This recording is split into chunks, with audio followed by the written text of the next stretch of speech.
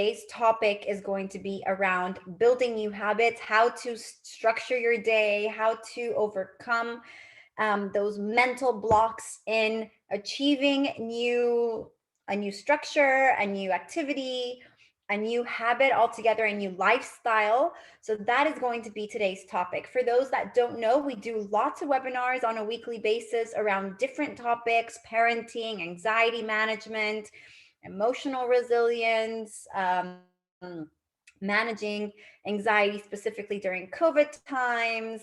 What is mental health? I mean, we have loads of different topics. So if you're interested in joining more of these, feel free to contact me directly. I'll give you my email at the end of the session, or email the Lighthouse, and we'll be more than happy to continue delivering these webinars to your community. So I'm going to go ahead and start sharing my screen with you all so we can get started in today's topic. Give me 1 second while I share my screen. All right, here we go. I think you can see everything here. You can minimize my face, make it small, make it big, whatever you think is going to be helping you is going to be okay. So my name is Dr. Daniela Salazar. I am one of the clinical psychologists at the Lighthouse and the education leader. So we are going to be beginning our talk today on cultivating new habits. So the first thing is talking a little bit about the Lighthouse. What do we do? What is our clinic all about? And we are going to be talking around mental health and wellness at our clinic. We are located in Jumeirah, quite central to everyone. And we have some beautiful installations. So if you've never been, I invite you to come and take a look at our clinic. I'm very proud to say it's a very comforting place to be. You can sit and read a book, and it doesn't feel like a clinic itself. It just feels like a home. And this is the type of vibe and kind of energy that we want to give off to the community, where this is your second home. So we have a team of about 30 clinicians, psychiatrists, psychologists, occupational therapists, speech and language therapists, and we offer services from all over the age spectrum, from prenatal ages up to families. We also are the home of the mental health first aid training in the UAE. We're the only accredited center that gives out this training. This is a training that I strongly suggest all of you to have, specifically during these times, on how to detect and assist someone that's struggling with a mental health illness, understand what a mental health illness is in the first place. I think a lot of us, don't know what a depression looks like, what anxiety looks like, what an eating disorder might look like, and we might normalize a lot of behaviors, specifically in teens, that might be warning signs for us. So learning how to talk to a teen, learning how to talk to a colleague that's struggling is going to be one of the things that we're going to be learning in this 2-day course. And we hold the biggest grief center in the UAE. This is actually how the Lighthouse came to be. We are very proud to have loads of support groups that are free of cost, that are talking around all different types of griefs, not only a loss of someone, but also a job loss, um, a breakup, an emotional breakup.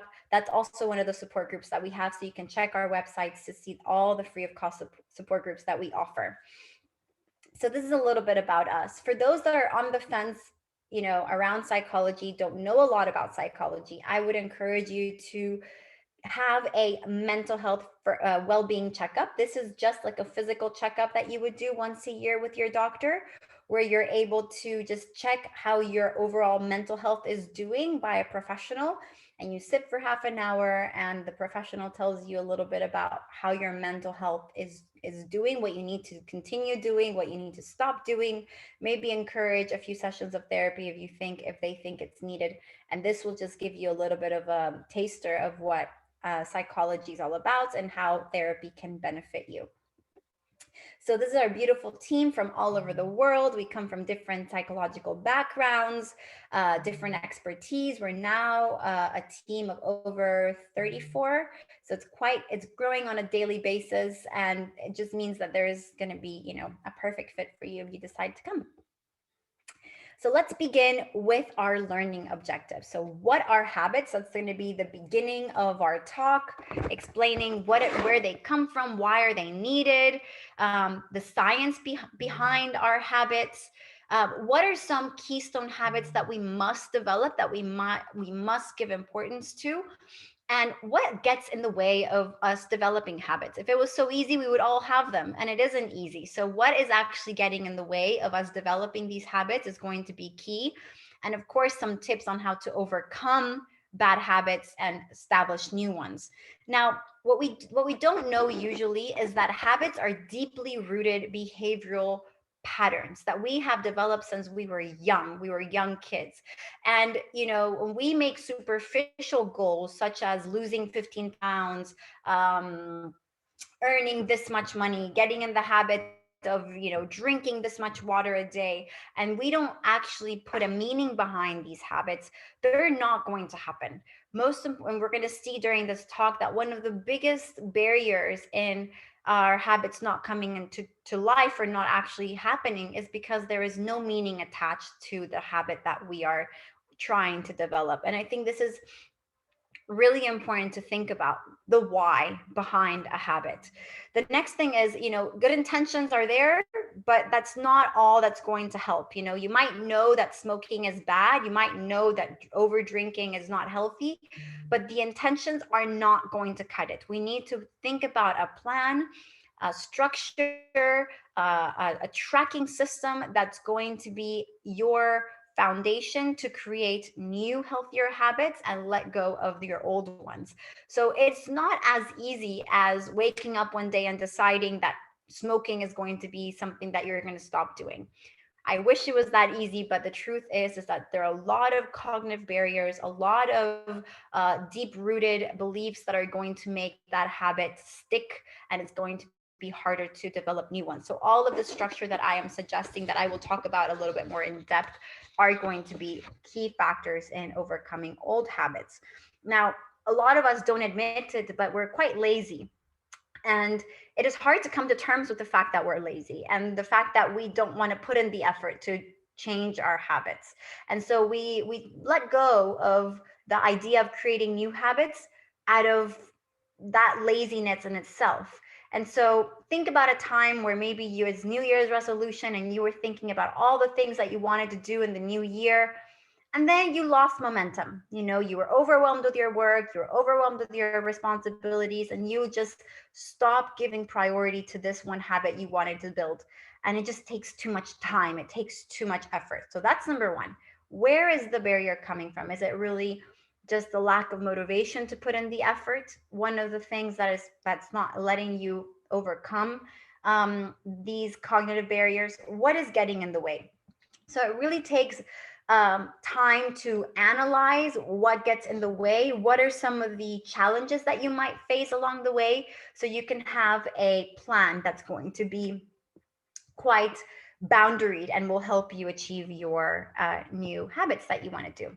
So a habit, at the end of the day, like it says, it's a action that is repeated over time, that no longer requires conscious effort. So you're doing this in an unconscious manner where you're just riding a bike and you're not even thinking about the steps that go behind riding a bike, or you're driving to work and you're not even thinking about the route that you need to take to go to work. It's just ingrained, it's just automatic. So these habits can be healthy or unhealthy depending on the function or the why of the behavior, right? So if we are soothing our anxiety through food, well, eating in itself is a healthy habit. But if we're using eating as a numbing mechanism, then that might be an unhealthy habit. So the why is going to be really important here. We are using habits because it makes our life easier. It doesn't make us think as much, right? We're on this automatic mode where we have room to think about other things. So it really makes our life easier to establish routines and habits in our daily life. And it actually helps us focus on other things that we think in that moment need to take priority. So, what does our brain do to develop habits? And I think it's so important to understand the science behind habits, so that you get the picture of why it's so hard to overcome an old habit and what does it really entail. So they're basically neural pathways in your brain. That's what habits are.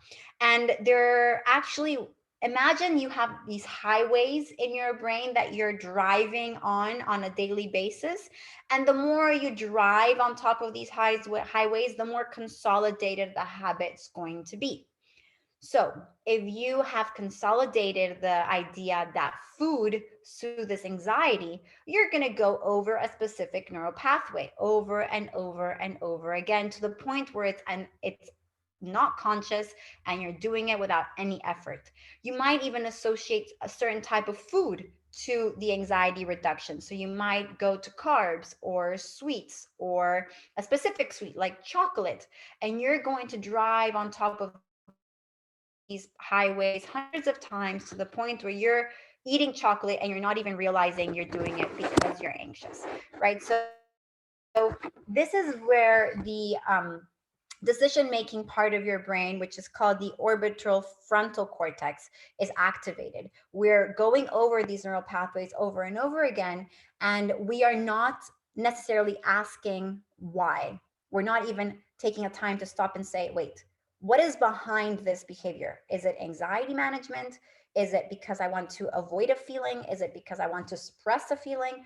Is it because I feel that by doing this, I'm going to get access to things? Is it because I actually get attention out of this behavior? You know, what is this habit giving me? Because the fact that you're repeating it over and over again, knowing that it's unhealthy, it's giving you something. And I think we need to stop and recognize that the unhealthy habits that we have given us to some degree some sort of relief. And we need to understand or ask ourselves whether that relief is a healthy one, or is it a temporary relief that in the long term is causing us more damage, right? So when you understand that neural pathways are created in the brain, you get almost this front row comprehension of how what to do to get let go of habits, right? So you have to understand that you can't just let go of an old habit and, you know, let that go forever without wanting to go back to old behaviors. We always need to engage in another behavior to replace an old one. So this is where planning is going to be key. If you want to stop smoking, it's not just about stopping the buying the cigarettes and actually putting the cigarette in your mouth and taking a time out of your lunch break to smoke. It's what am I going to replace that behavior with that's going to give me pleasure, that's going to give me a sense of health, and that's going to almost give me the same high, emotional high, physical high as the cigarette. So this is where the planning takes place. So there's some keystone habits that I like to say are 100% necessary for us to develop, okay? And what we know through loads of research is that there's certain habits that are tied to other things that make us feel good, that makes us feel successful, that make us feel more in control. Take, for example, exercising, okay? When you exercise, it is proven that you will eat better, right? Because you don't want to spend 100, 100 hours a month on in the gym if you're going to be eating burgers and pizzas and carbs and unhealthy fried food every day. You're a little more conscious about what you eat, okay? Whether it's a lot or a little more conscious, you're still a little more conscious of your food. When we're a little more conscious of our food, we feel more in control. We feel like we're doing something for our health. We feel more empowered.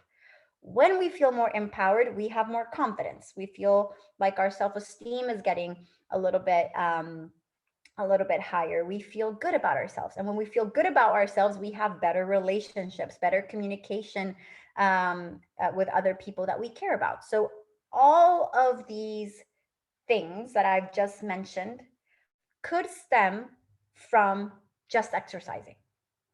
So it's really important to just develop these keystone habits to be able to promote the other areas of our life that we also find important, like self-confidence, communication, control, etc., etc., etc., right? Another example might be making your bed. Now, it's actually quite funny to think about making your bed because it doesn't take a long time. It takes about 5 minutes. But if we do this rigorously, and we do this on a daily manner, you're actually able to think more clearly. You're actually able to um, organize your ideas and your thoughts during the day and be quicker at decision making. You're actually able to problem solve better than you would if you didn't make your bed. So if you're not making your bed right now, I would suggest every day make your bed. If that's the only thing you do at home, make your bed. It's associated to clear thinking, critical thinking, problem solving skills, and more likely to find yourself to be responsible, to carry a job, to have the motivation to even exercise because you're having some routines that you're doing at home. All of these things, by the way, I'm not making it up. These are all scientifically proven, and I can send you studies where it says what I'm saying, where all of these keystone habits are associated to other areas of life that are going to make you feel more at ease and more successful. At the end, what we're doing, we're accumulating wins in little things that can get extrapolated to other areas of our life that are meaningful. So the same goes, for example, with having family dinners. You're deepening connection, you're practicing your communication skills, you're actually enhancing your tolerance to the stress, because when you're having dinner, you're having to interact with others that have different opinions. So at the same time, all one behavior is doing is increasing your capabilities in other areas. Same thing goes to meditating, having a good daily routine, structuring your day, having a food journal. The fact that you're tracking what you're eating, if this is something, an area of your life that you feel you're not having a healthy relationship with food, for example, tracking what you eat is a way of bringing things into the conscious level. Remember, habits are out of our conscious because we're trying to make our life easier. So bringing that back to our conscious level is making us be more aware how to replace old behaviors with new ones. So what gets in the way of building successful habits? Apart from the laziness that I talked about at some point, it's we don't want to admit that we have bad habits, right? Because if we admit that we have bad habits, that's admitting to yourself that you're maybe not good enough, or that you're lazy, or that you don't want to put in the effort, or that you are not living the lifestyle that you would like to live. So we live a lot of things in denial. We suppress feelings, we avoid uncomfortable emotions, and this is how our society has trained us to do. So building that awareness is going to be the first step. Now, the next thing is, oh, I'm just trying to change because the doctor told me that I needed to do it, but not understanding the why behind it, or not attaching a motivator to the habit that you want to change, is another thing that gets in the way of building successful habits. And why do I say successful? Because you might start developing a new habit, but it's not going to be sustainable over time, because we're not going to understand the cognitive barriers that might appear as you're starting to change your routines. Stress is a huge one. We know that when we are under stress, it is so easy to go to our default habits. It's so easy. We're not having the mental capacity to differentiate one emotion versus the other, and we just go into our automatic negative habits that we built over time.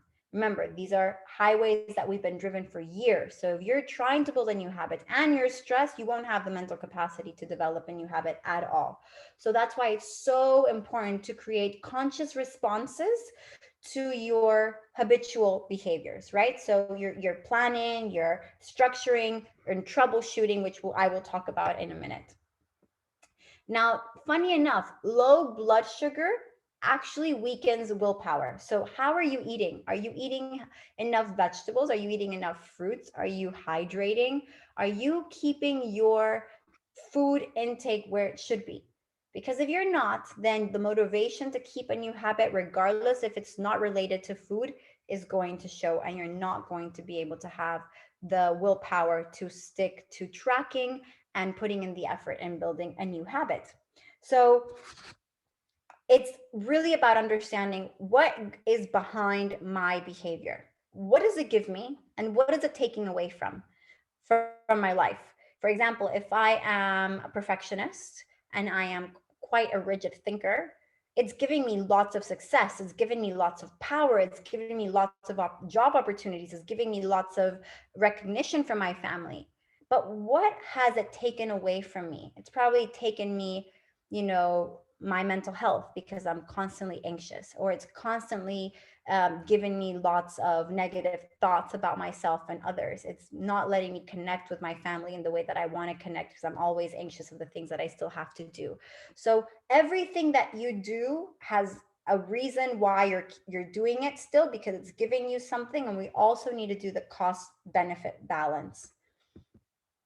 So I'm now going to be giving all of you some tips on how to cultivate healthy habits and break the negative ones that we've been struggling with. So we need to be very clear about the motivation. Where does it come from? Why am I motivated? Is it because someone told me, or is it because I've made the conscious decision that this is the way that I need to go?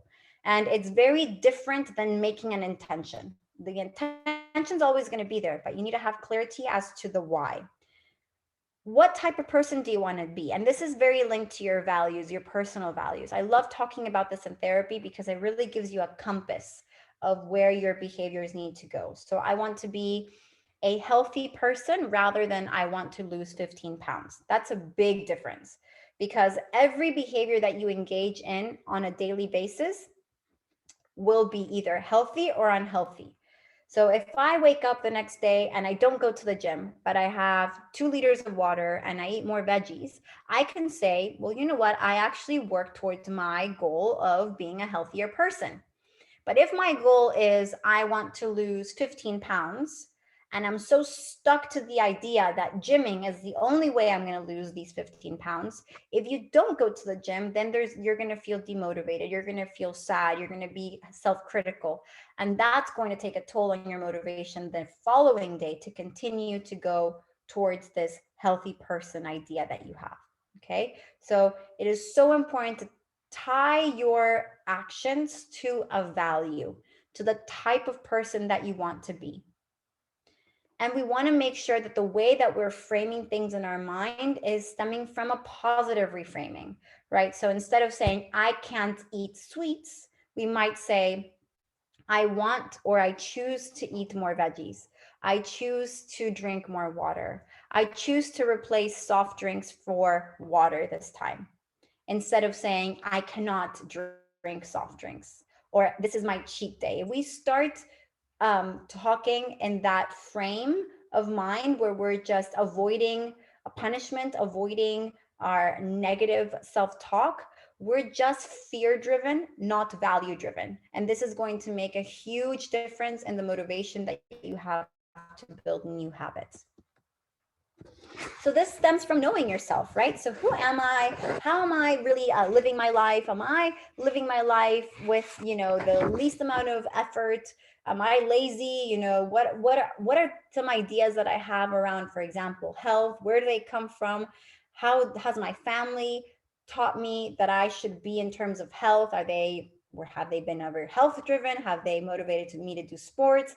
Because if you're coming from a family where that has never been put on the table, and all of a sudden you want to be this fit individual, well, you know that that's going to take a little more energy from your side because you've never been taught the value of health. Or if you have, in a very different way. So it's going to take a little more effort, and that's okay. But you need to cut yourself some slack. And you cannot have your standards up here if you're starting at a level where you haven't had that background, you haven't had anyone around you that has motivated you to do this in the first place. So we need to set realistic expectations about how we're building these new habits. So we want to look at some of these thoughts and feelings and physical sensations that we've had around our old habits, right? So, you know, when I wasn't exercising, I had time to sleep more. When I wasn't exercising, I had time to connect more. Okay, well, I give a lot of value to sleep. I give a lot of value to social connections. But you know what?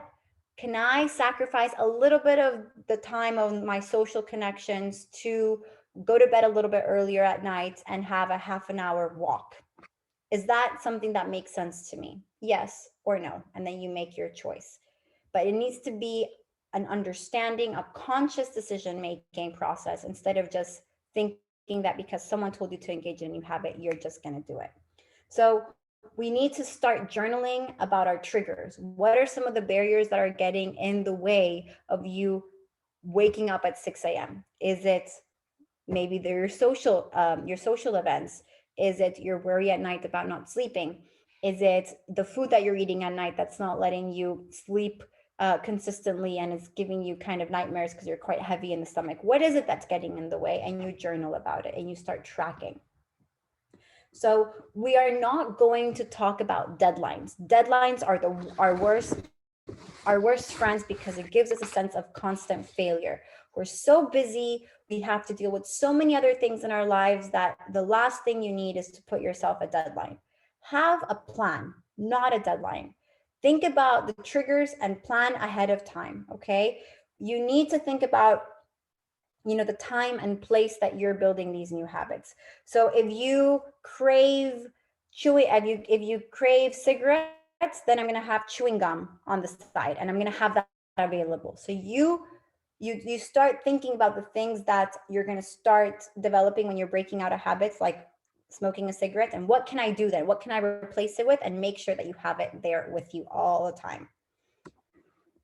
All right, we're going to stick to our schedule. In the beginning, it's so important at the beginning to troubleshoot and plan ahead.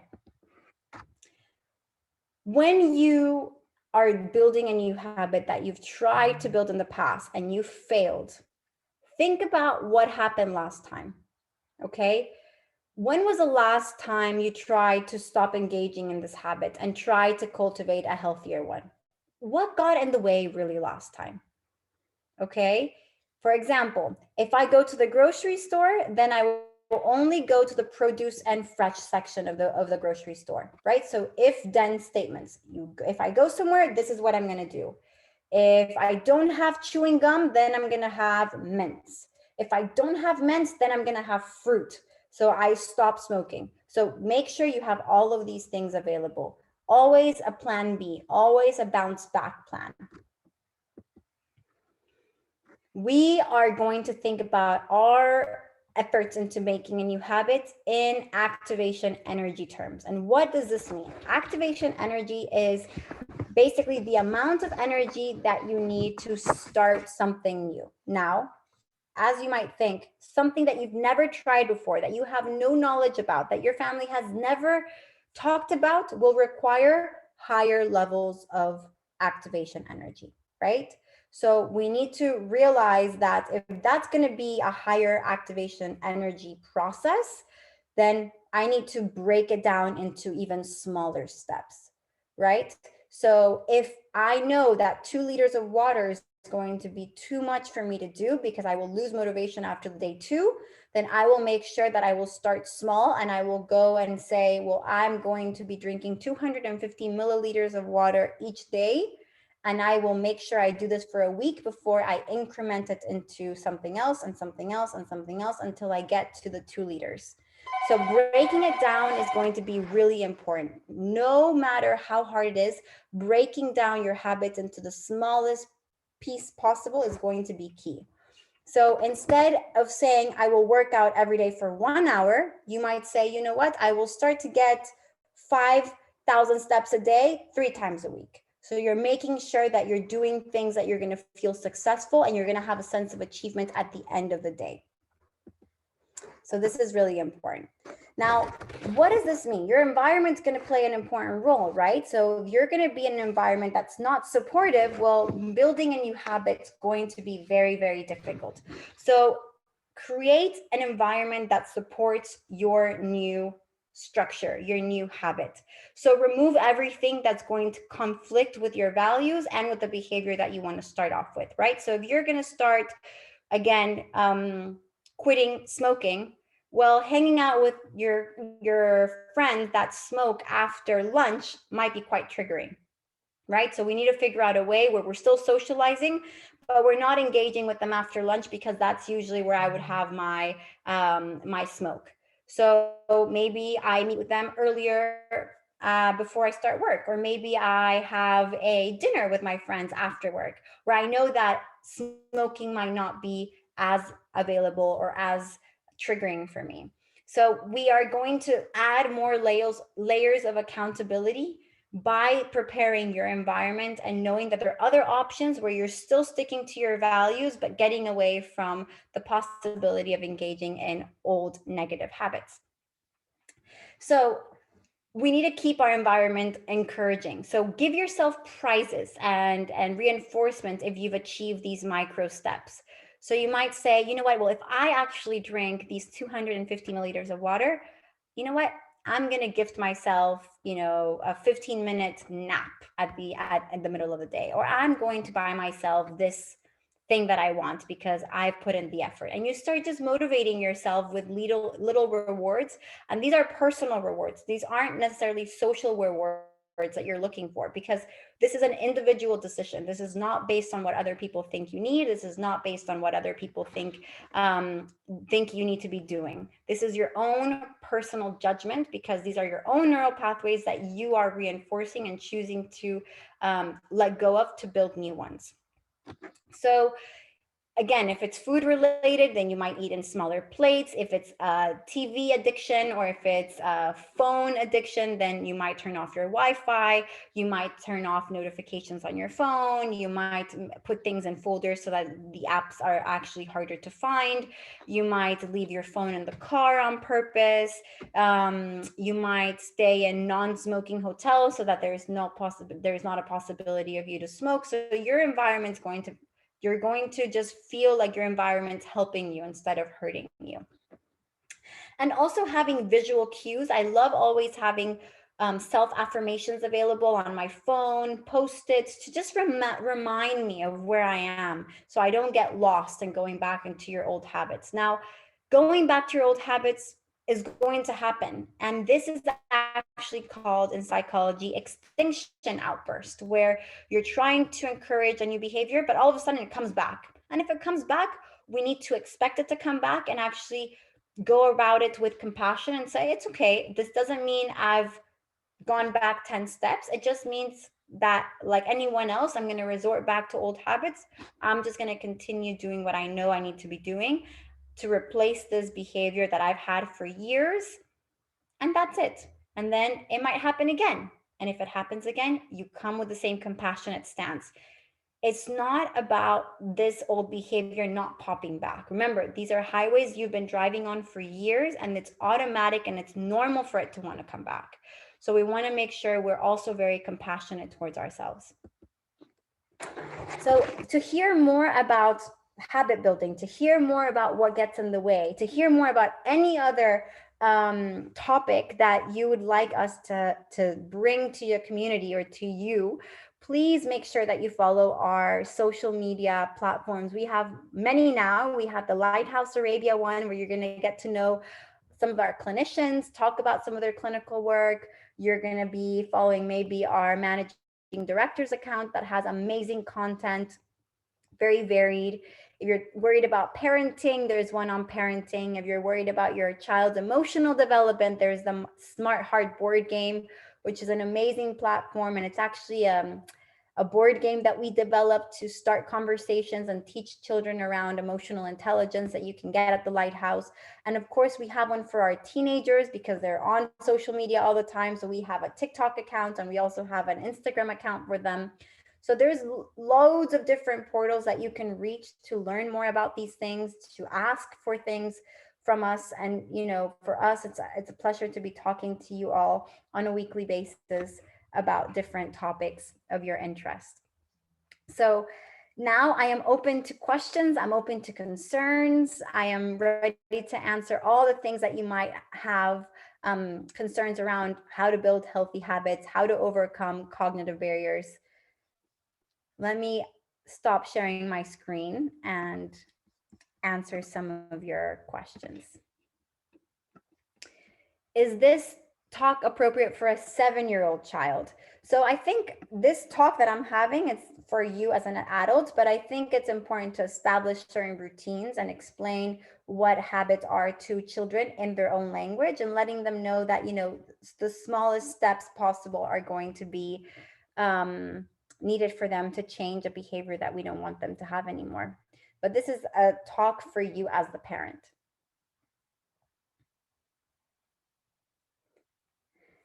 So this is, so what is a 21-day habit and 254-day habit? I saw this in one of the slides. Yes, so it takes 21 days to build a habit, but actually it takes 254 days to actually establish a habit. You might begin having a habit, but at that point, it doesn't mean it's consolidated. Again, it's that neural pathway that we're driving on that needs to be reinforced over and over and over again.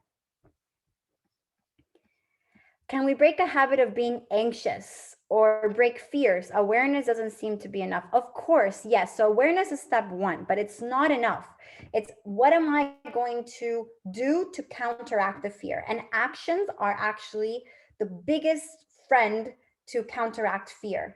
So prepare a plan. So, okay, I'm aware I'm anxious. So what am I going to do? Am I going to have a deep breathing app available? Am I going to take a cold shower? Am I going to journal about it? Am I going to help out a friend? Because we know that contributing actually helps you feel better about yourself and forget about your anger. What is your plan? What is your toolbox? So there's definitely awareness is important, but it's not enough. It's about creating a structured plan on what gets in the way. And then when you identify what gets in the way, then you have an action that accompanies that. I am studying but have lost motivation, but feel really, really guilty. Any tips on how to get remotivated and back into a good study habit again? So yes, number one is losing motivation right now is more than normal. We're all struggling to keep our work done. We're all struggling and feel stuck and not knowing how to begin. So number one is we feel very overwhelmed because we feel we need to catch up with so many things. Break down your tasks into the smallest tasks possible. If it's an essay, then structure your essay into smaller parts. So doing an outline, writing the introductory paragraph, researching topics for the essay, really, really breaking it down. Start with the most demanding task first. Never start with something easy, because by mid-morning, when you finish something that has taken a lot of effort and energy, you feel good about yourself. And then the rest of the day, you can do things that are a little bit more automatic and a little easier. Don't leave the hardest task for later. These will be my tips. I hope that this talk was useful. You can share this talk with everyone that you think might need help in breaking old habits. This talk is being recorded as we speak, so I will be able to send you this recording for those that registered to the event. And I really hope I get to talk to you guys soon. It was a pleasure seeing you guys through this time, talking about how to break old habits and building new ones. And thank you so much for taking the time to be with me this afternoon. I'll speak to you all very soon. Bye, everyone.